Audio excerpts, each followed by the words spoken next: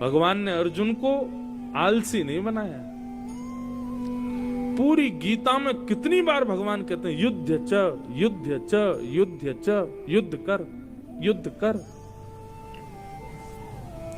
कई बार परिस्थिति ऐसी होती थी, अब क्या करूं अब क्या करूं, हाथ पांव कांपते थे। भगवान कहते कांपा मत कर, बुद्धि लगा, युद्ध कर, निकाल अपना धनुष बाण, लग जा।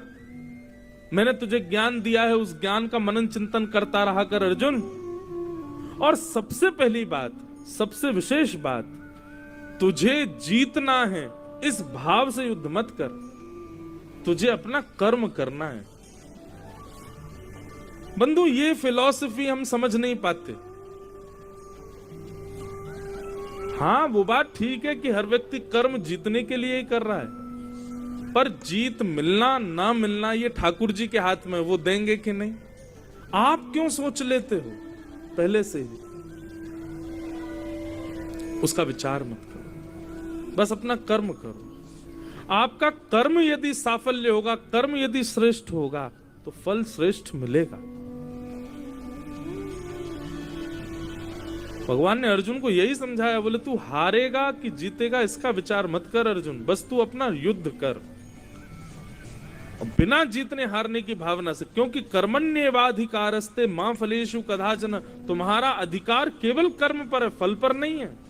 फल देने का अधिकार मेरा है, और वो मैं अब दूं कि 10 वर्ष बाद दूं कि 50 साल बाद दूं कि अगले जन्म में दूं, वो मेरे हाथ में। इसलिए तुम पहले से सोच के दुखी मत हो।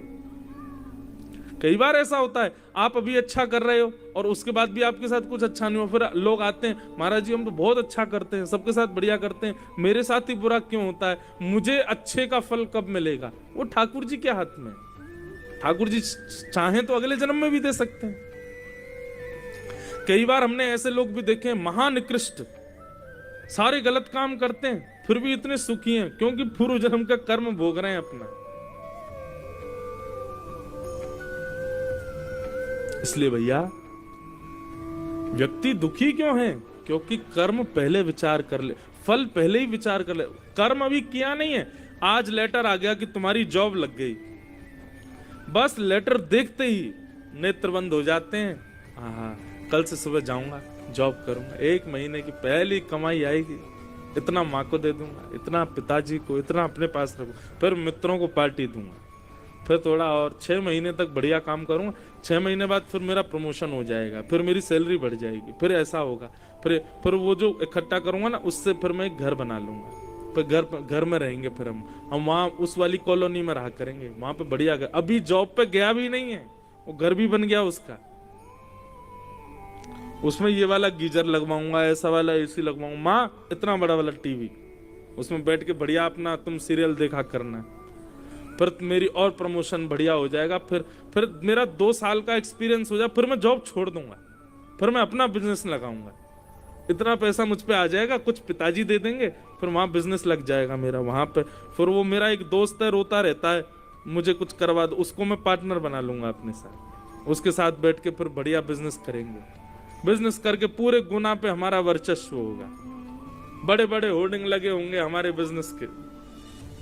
फिर एक व्यक्ति मुझसे रीच करके अपनी बेटी का मुझसे ब्याह करा देगा, उससे ब्याह कर लूंगा।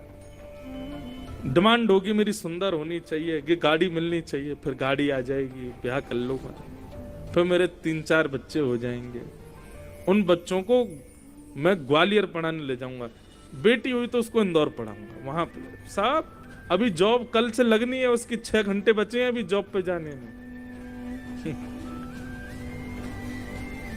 पहले ही सोच लिया उसने। और विश्वास मानिए, जैसे ही आपने ये सारी बातें सोची, फिर ठाकुर जी पासा करते हैं, अच्छा ये लो, जितना सोचा सब धराशायी, तुम्हारा अधिकार फल पर नहीं है,